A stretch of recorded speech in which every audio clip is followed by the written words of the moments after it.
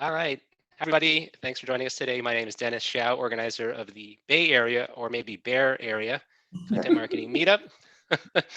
We're joined today by a friend of the meetup, David Rodnitzky. David is founder of 3Q Digital, a digital marketing agency, and he has been a longtime supporter of us. We used to meet in person in San Mateo, California, thanks to David and some of the space that he helped us provide. We're still doing all online right now. David recently, I guess July 13th, published a new book called Unfair Marketing, and that's the subject of David's talk today. So David, thanks for joining us and take it away. Awesome. Thank you. It's always good to meet with you guys. And let me just share my screen. Yeah, hopefully you guys can see that. Yep, we can see it. Great. Well, yeah, so as Dennis said, I am the founder of 3Q Digital. Been doing 3Q Digital since 2008 and on online marketing since 2000. I'm excited to be here. See if I can turn the page now. There we go. All right. So I want to start out with a concept, which is basically that I think about the gold rush, and I thought about this a little bit in the book, that when people first came to California in 1849 to pan for gold, it was actually very easy to get pretty rich. I mean, there was literally there were gold nuggets, or easy pickings, as they called them, on the ground, and you didn't have to do much work to do a pretty decent income from panning gold. And the same is true for online marketing. Actually, when I started in online marketing, this is an example from, I think, around 2000 for the website GoTo, which was the original pay-per-click search engine. And you can see that the cost per click on these terms, and I don't know why this person chose Dinah Ross as the example here, but the most expensive term is 89 cents, and some of the terms are listed as 0, which means literally no one is bidding on that term. So back in the early days, you could literally pay 1 cent, 2 cents for clicks. And I used to do this my first job was in an apartment rental company, and I was buying the word like house for rent for like 3 cents. And it was pretty easy to sort of figure out a way to make that monetized. And then with the gold rush, we kind of know what happened in the gold rush. Some of the early folks got rich, but then competition heated up, and it got harder and harder to really to make a living, and the gold became scarcer. And so that's why we have so many ghost towns in the Sierra foothills. There were people who came to strike it rich, but they were either too late, or they weren't innovative, or weren't aggressive enough, and it just didn't work out. And I think that to some degree we've seen the same thing happen with online marketing. So this is an example from a couple of years ago. So the prices might be higher, but this is sort of the classic paid search example. Mesothelioma is a very sad illness that's caused by exposure to asbestos, and it's terminal. But it so happens that for lawyers, it's a value of the case for lawyers is probably about $1 million. So you can see the CPCs for some of these terms are literally shooting up close to $1,000 a click. And this again is an extreme example, but any keyword that you used to use 20 years ago, or any SEO tactic or content publication tactic, it's gotten harder. It's just not so easy anymore. So sort of the conclusion that I came to is everyone is sort of doing the basics. Everyone has the basic playbook for how to do online marketing.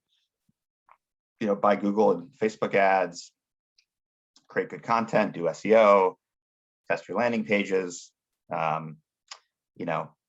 try to get some influencer to talk about you. That's all there. And that's all works to some degree. I mean, my agency does pay-per-click advertising, and we still have a lot of clients that make tons of money doing it, but it's getting harder and harder, and the cost per clicks are rising, the cost per acquisitions are rising, and the ability to find sort of secret arbitrage opportunities is harder. And I put this reference here to 21,000 cities. Back in 2005 or 4, I worked for a company that was doing mortgage leads online, and I went to the Census Bureau, and I literally created a list of every city in America, which was about 21,000 cities. And then I just, in Excel, just concatenated the names of the cities with the words mortgage, mortgage rate, refinance, refinance rate, home loan. And I was able to buy literally hundreds of thousands of keywords on Google for pennies, because most people didn't realize that you could get that granular with your keywords. Well, today, just to sort of close that example out, Google basically matches everyone on all those terms. So you can buy the word Foster City refinance rate, but but the people who are going to be you're going to be competing against as a Google advertiser are going to be Geico, or I mean whatever, Rocket Mortgage, or whoever the major mortgage companies are, and they're not even buying that specific keyword. They're getting matched on it by just buying the word mortgage, or even just by Google recognizing that someone who is on their site is interested in a mortgage, even if they're not even typing it into the search engine. So again, I think there's plenty of opportunity to still have a success in marketing by doing the standard playbook. It's just getting harder and harder. So that's kind of the concept of my book. The concept is that to really break through, you have to come up with something that's an unfair advantage, something that no one else can duplicate in terms of your competition. And so what I mean by unfair advantage is not anything unethical or illegal. So we have like Martha Stewart using her connections to do insider trading. That's an unfair advantage. That's also an illegal advantage, and she went to jail for that. So I'm not suggesting that. The analogy that I would give is, let's say you're a high school basketball coach and you're getting ready for the season, and the new freshmen walk into your gym, and one of the freshmen is a girl who is 7 foot tall. Now, having this person on your team, and she happens to be incredibly athletic and a perfect shooter, let's say, having this person on your team, you're going to sweep through the competition. And it is kind of unfair that you got this 7 foot tall player and the competition didn't. Not illegal, it's unfair. And so so I am trying to help people find unfair advantages like this 7 foot tall sort of freak of nature, athletic superstar for their companies. And I think if you find those inside your company, that's when you start to see really sort of acceleration of your online marketing performance. There was a book a couple of years ago that was called The Hard Thing About Hard Things, written by Ben Horowitz from the venture firm Andreessen Horowitz. And I doctored this and I changed it to The Hard Thing About Easy Things, because everything that I am going to suggest is really not really rocket science, super crazy math. It's just stuff that if you just do the basics well, you will have success, and you'll have success over your competition. But the interesting thing that I've observed is what seems to be easy in principle is actually very hard in practice. And even though people have all of the tools and information in front of them to sort of take advantage of something that is a pretty easy thing to take advantage of, they typically don't. So in some respects, I consider this book sort of a philosophy book. I have a lot of technical and tactical detail in the book, but I really consider it a philosophy book. And I just sort of would leave all of you with, as you're working with your companies, what are the things that you can do that will give you an advantage that can't be replicated by the competition? And what are the sort of how hard are those things really when you think about it? All right, so I'm going to talk about 5 unfair marketing advantages that I've seen over and over again in companies I work with. The first is creating an unfair data advantage, and this is actually the largest part of the book. So for those of you who are over maybe 35 or maybe 40 at this point, you may remember the movie Back to the Future 2. And the premise of Back to the Future 2 is that Biff, who is the evil villain in Back to the Future 2, somehow comes upon a sports almanac that from the future that gives him the scores of every sports game. And so what does he do? He goes to the betting hall and starts betting on sports outcomes. And of course, he wins every single one, and he becomes incredibly rich. And then, of course, because he's evil, he uses it for evil. But that's an example of having a huge data advantage. If you literally know the outcome of an event, you're omniscient. You have a huge advantage over anyone else. That cannot be replicated. So we don't actually obviously have that in the marketing world. We're not going to be able to truly be omniscient, but we all have lots of data. Sometimes I use this hip hop phrase. I borrow from hip hop and I say that one of the problems we have is mo data, mo problems. We sometimes have so much data we don't even actually know how to use it properly.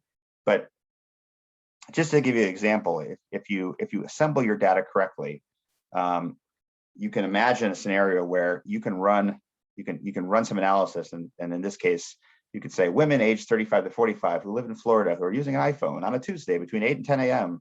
who click on a Facebook ad with a blue background, buy $50 of merchandise on their first order and have a lifetime value of $275. If you have that information, you're going to make a pretty precise bid.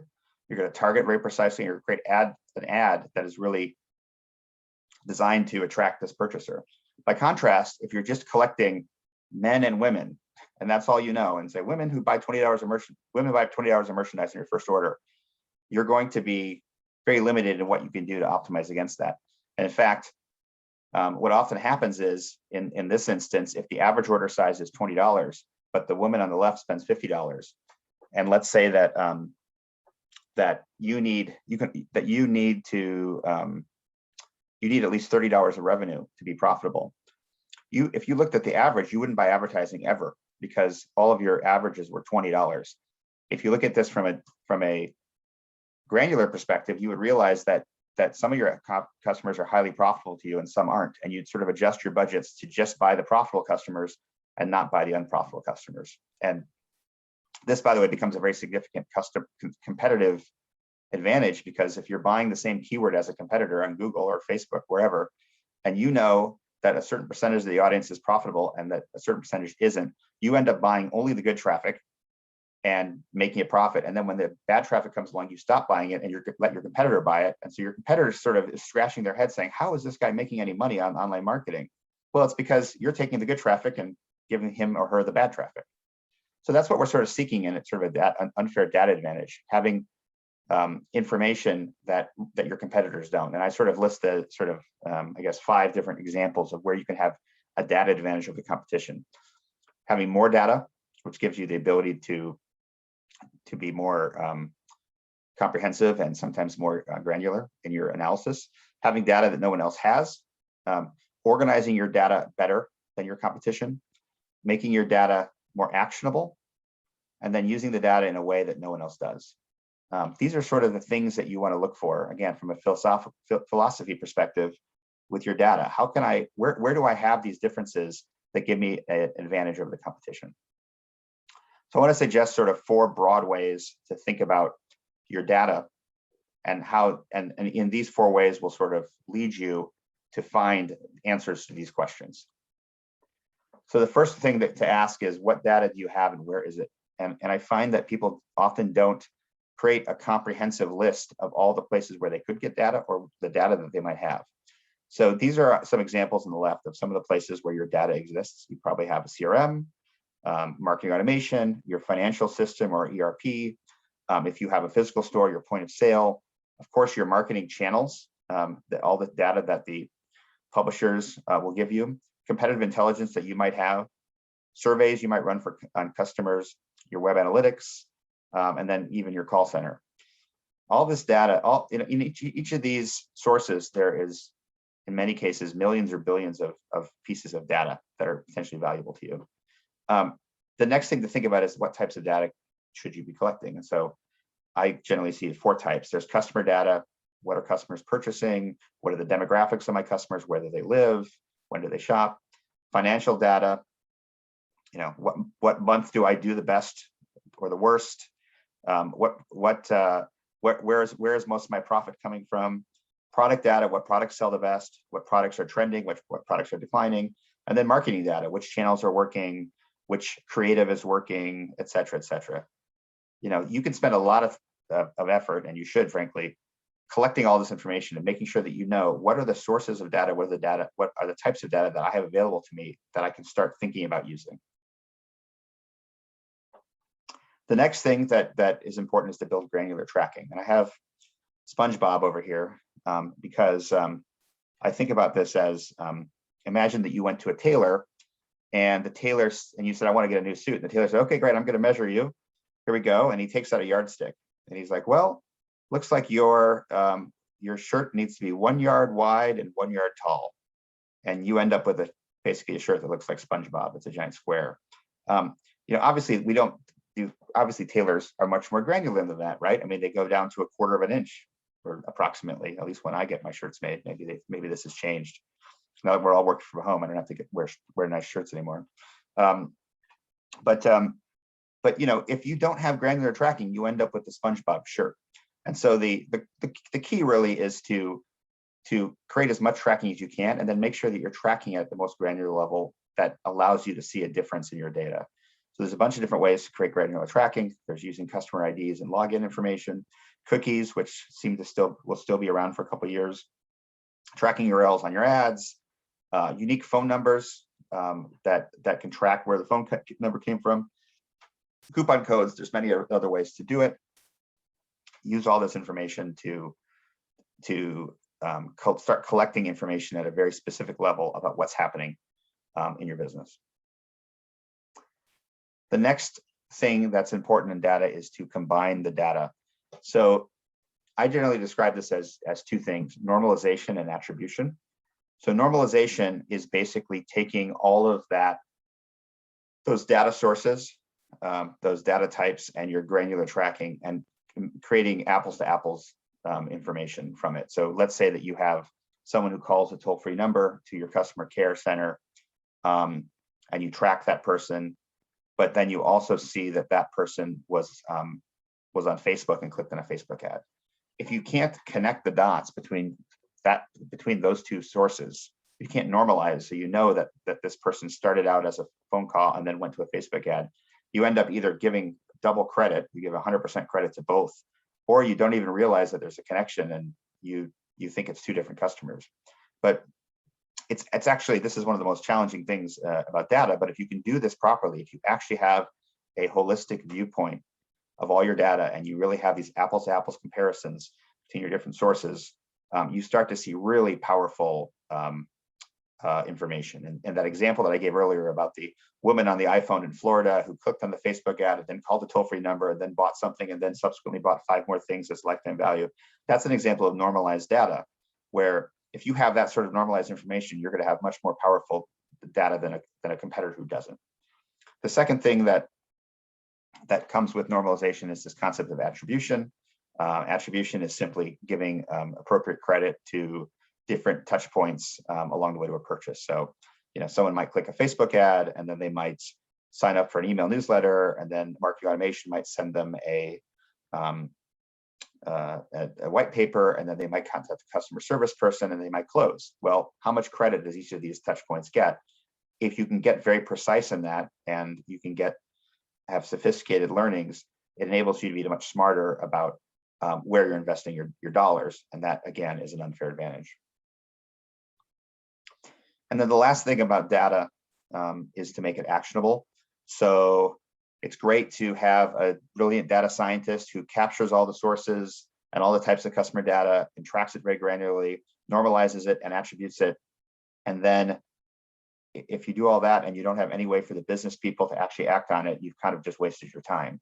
So being really thoughtful about how you present this information and how you make sure that every day someone is going into a report or a dashboard and improving the success of the business from the data is a big differentiator for companies. A lot of companies just don't create good actionable reporting, and their business people don't know how to use the data.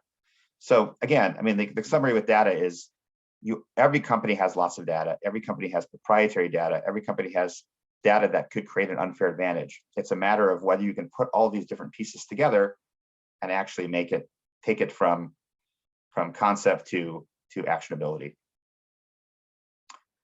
All right. The second unfair advantage that I talk about is what I call a knowledge advantage. So to provide an analogy again here, one of my sons does jujitsu, and he hasn't been doing jujitsu during COVID, unfortunately. But before COVID, he was 10, and a 12-year-old came into his class, and the 12-year-old was probably 30 pounds heavier than every other kid, but he had never done jujitsu. And the teacher was like, okay, let's spar, everyone. And so the 12-year-old goes up against like a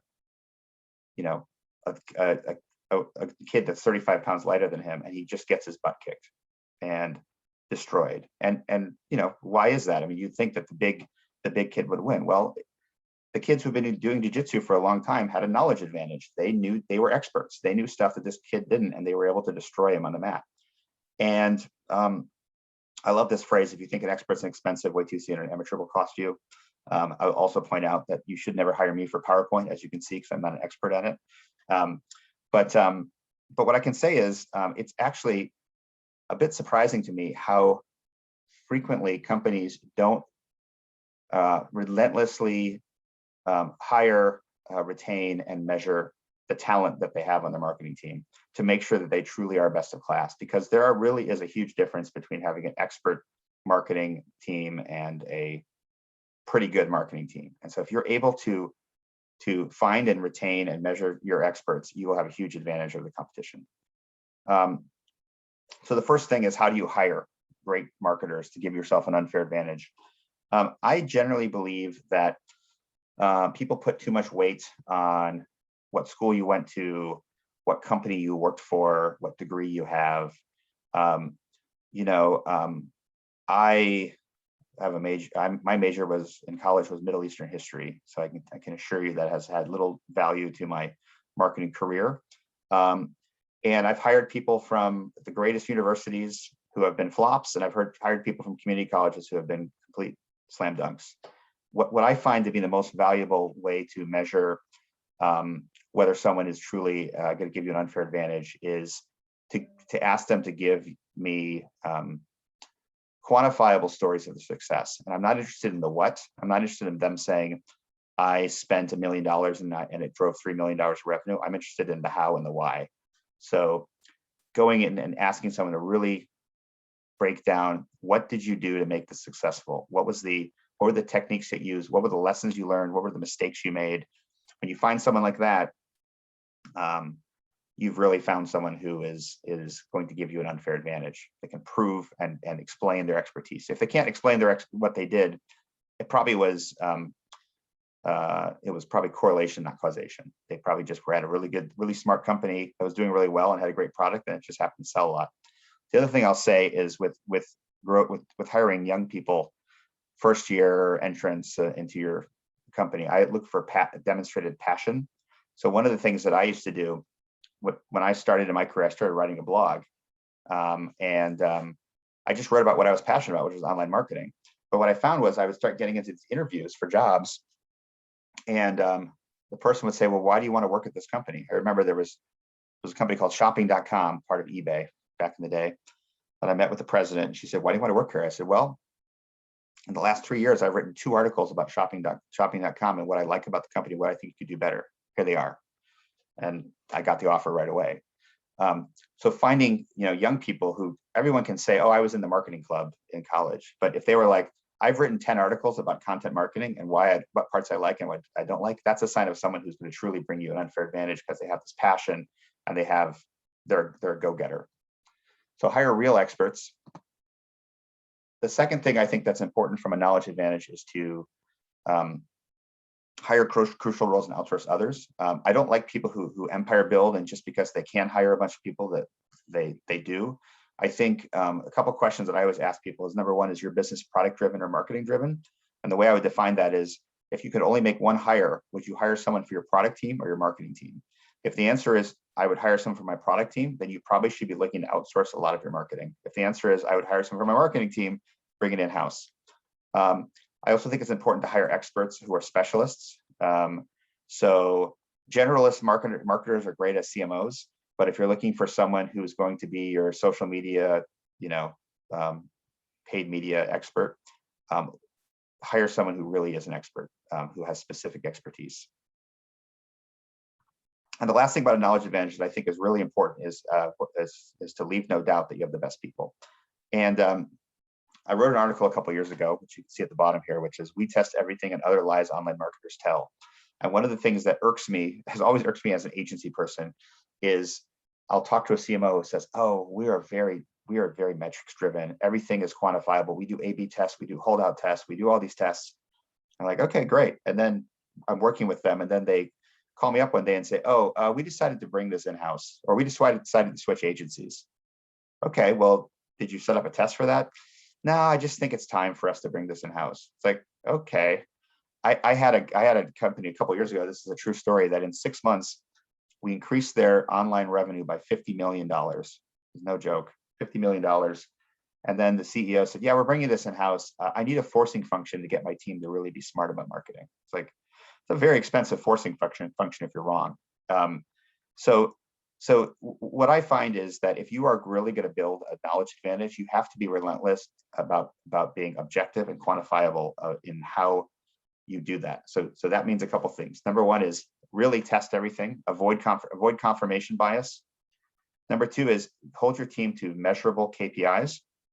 There's a lot of different ways to create great KPIs, but hold them to KPIs that are not wishy-washy or can't be explained away by, "Oh, well, it was the product team's fault," or, "We had a website glitch." Things that are easily measurable.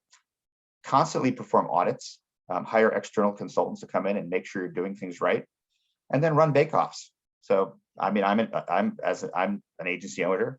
If someone comes to me and says, I want to test your team against another team. You've been great for the last 3 years, but maybe you're obsolete. Great, bring it on. That's the type of rigor. And again, it's always hard to sort of fire friends and to be tough on your team. But if you want to create a knowledge advantage, that's what you need to do. Leave no doubt. All right, I'm going to try to keep moving here. The next one is having an unfair access advantage. So I will share another story. A couple of years ago, my brother was working for an angel investor in Redwood City, and he met one of the venture capitalists who was in the same building as him, and he introduced me to that venture capitalist. And that venture capitalist introduced me to the founder of a company that he was investing in. That founder introduced me to another member of that company, who then introduced me to a woman who had founded a company called One Kings Lane. Some of you may remember. It's a fun home decor company.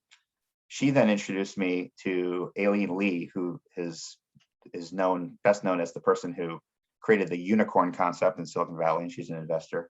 And then Aileen introduced me to another founder, and that founder introduced me to his VP of product, who subsequently left that company and went to a bigger company and hired us as her agency. I tell you that because that's an access advantage that I have. I live in Silicon Valley. I happen to have, my brother was involved in the venture community. And when you compare 3Q's success to the success of, let's say, an agency in Florida that doesn't have that network.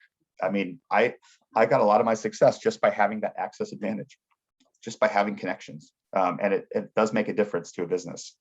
And to be clear, you don't have to have massively successful contacts. This is the Jay-Z, when he launched Tidal, he brought out every single famous musician in the world to promote it. And great, if you're Jay-Z, you can do that. My argument is that every company has access that can be valuable to it if you just look hard enough, no matter how small or how big you are. I mean, you all know Dennis, there's access right there.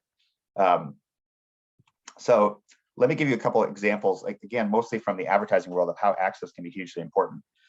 These are two Super Bowl related issues. I use the Super Bowl tickets on the left because Super Bowl tickets are incredibly valuable until the day after the Super Bowl, when they decrease in value by about 98%. What I found is oftentimes with advertising, if you have connections with the right people, advertising sometimes is perishable, like a Super Bowl ticket. So as an example, a couple of years ago, I was buying billboard ads on 101 for my company. And the guy selling the billboard ads called me up and said, "Hey, I got three billboards I can't sell. And it's going to be blank inventory in 3 days unless someone buys them. I'll sell them to you for 70% off. I was like, great, bought them. That's an example of access. If I didn't know that guy, if I hadn't sort of built this network of people who knew that I would be willing to buy inventory at a discount rate if it was available, I never would have gotten that huge discount. So there's an opportunity sometimes in advertising just by, that's called remnant inventory, to just be there at the right time and hang around and know the right people and get great deals. On the flip side, if you wanted to buy a Super Bowl ad, you're not going to be able to buy that ad unless you have a connection to someone at a very major agency or a major company. So that's an example where sometimes there's advertising that you literally cannot buy if you don't have the right connections. So you may not want to buy a Super Bowl ad, but what advertising out there that you have connections to, that are you either able to buy that your competitors aren't, or able to be around at the right time to buy it for 70% off when it becomes available? Another thing that's an access advantage is access to testing. So my company happens to be one of the biggest buyers of Google advertising in the world. As a result, whenever Google has a new product that they want to test, they call us up. And not only does this give us an advantage because we sometimes get to use their product and it drives better results. So we're literally optimizing better than the competition, but sometimes they even give us free advertising from it. And we had one instance where they said, listen, if you put all your accounts on this new ad platform we're working on, if it fails, we'll refund you for all your money. So that's a great example of access, like testing, free ads. I mean, that's something that any company would want to take advantage of. Another important form of access that can give you an unfair advantage is access to advocacy. So one of the challenges with the world that we live in today in online marketing is, some people call it the triopoly. There's sort of three companies that own about 80% of the internet world: Google, Facebook, and Amazon. Maybe Microsoft is the fourth, sometimes Apple. But Google, Facebook, and Amazon from a paid media perspective are pretty huge. We have had companies come to us that said, we have been blacklisted from Google. We made a mistake. Google will not let us run ads. We got an email from them saying, you will never run ads on Google again. Don't contact us. Any email that you send us is going to get bounced back. Because we have connections at Google, and I can't guarantee this for every company, but in many instances, we've been able to get companies back unsuspended, unblacklisted because of our reputation and because of our connections. So that's a great example of where access can literally be the difference between never running on Google again and being a significant player. And we have one client it's been 10 years now that we got them back on Google, and they're spending about $10 million a year now, very successfully. And then the last thing is access to publicity. So again, I sort of mentioned before that, like, you don't have to be Jay-Z to use your access to be powerful. It's a question of who do you have access to and how you can leverage that. And my personal story, I started by just writing my own personal blog, and I didn't have a lot of readership, to be honest with you, but it was enough to get an introduction to someone at a medium-sized online publication where they gave me a column. And then I used that column to get a bigger column. And then I used that column to get a column at a bigger organization. And eventually that got me onto the speaking circuit.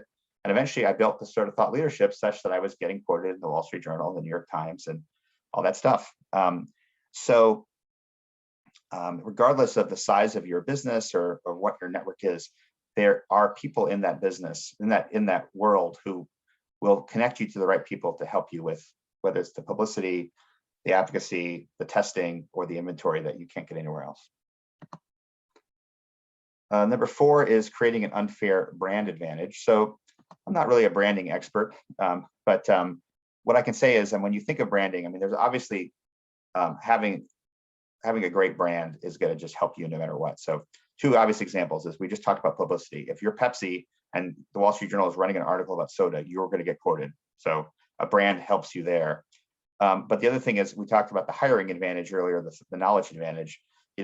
Google is going to out recruit a smaller company simply because they're Google, because people have a dream of working at Google.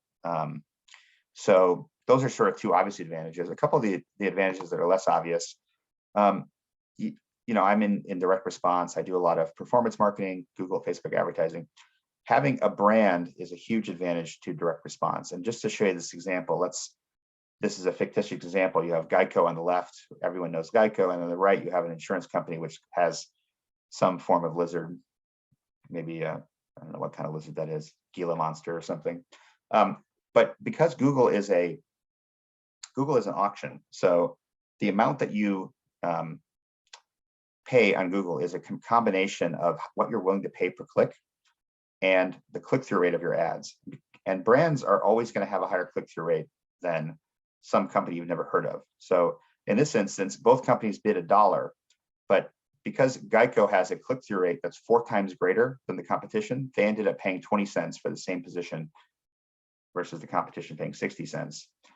And then the other brand advantage that you have in direct response is that people are more likely to buy from you because they recognize your brand. So now in this case, Geico has a 10% conversion rate versus the competition with a 3% conversion rate. When you do the math on this, what ends up happening is Geico, who did nothing different than the competition other than the fact that their brand lifted them, got a 10x improvement in performance in their cost per acquisition. And I mentioned earlier that CPCs are going up and competition is getting fiercer.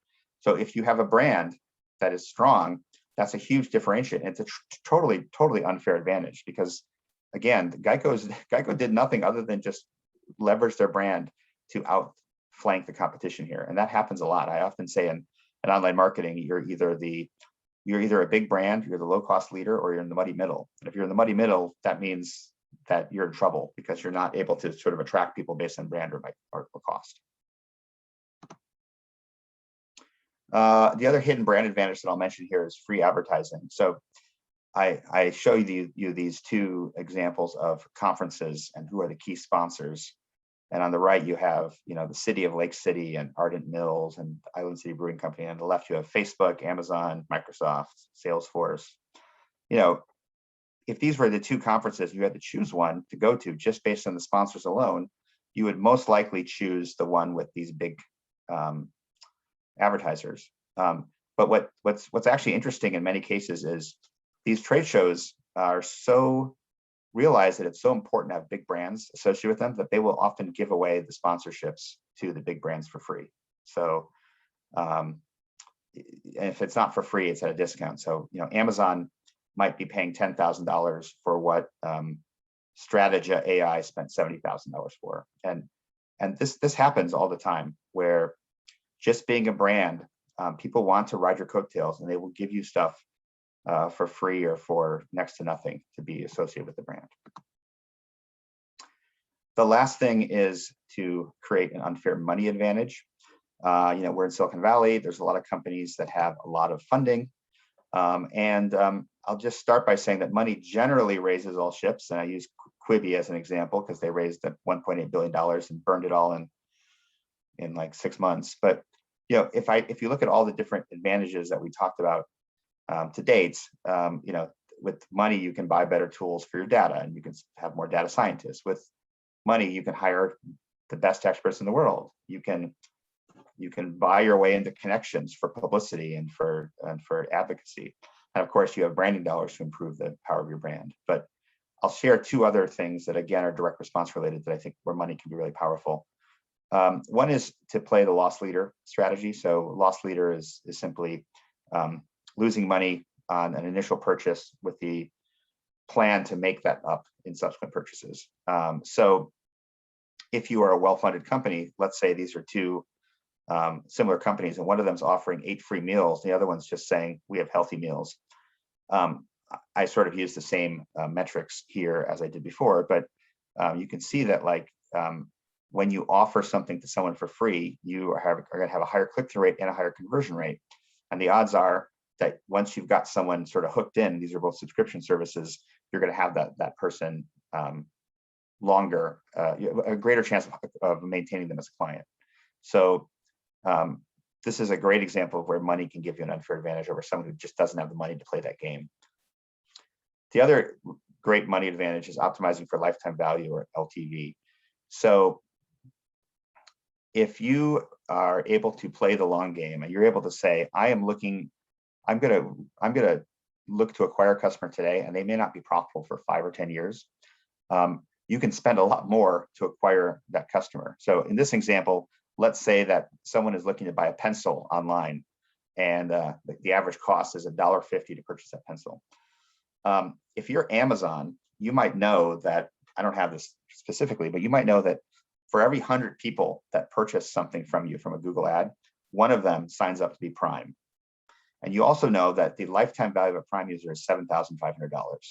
So this pencil that costs $1.50 to purchase, you might be willing to spend, I mean, in this case, the pencil itself, you lost 50 cents on the purchase, but because one of those customers became a lifetime value Prime user, your actual LTV of those 100 users was $76.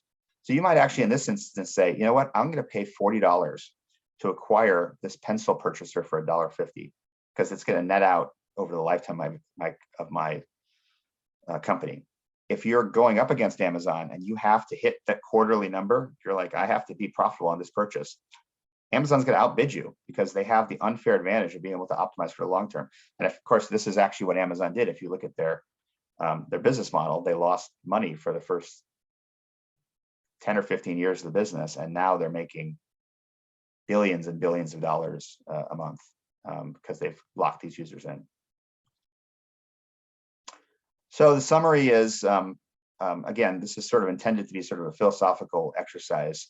I tried to sort of come up with examples of things that are unfair advantages that exist in your company, and that can be data, how you organize it, where you find it, what you do with it, knowledge, which is just being relentless about having the absolute best people on your team, access, which can be very local and getting you marketing opportunities and publicity, your brand, which gives you a direct response advantage, potentially to get the same cost, same customers for less, and then money, which allows you to sort of play around with what you're offering customers and be patient and spend more to acquire customers against competition who is not as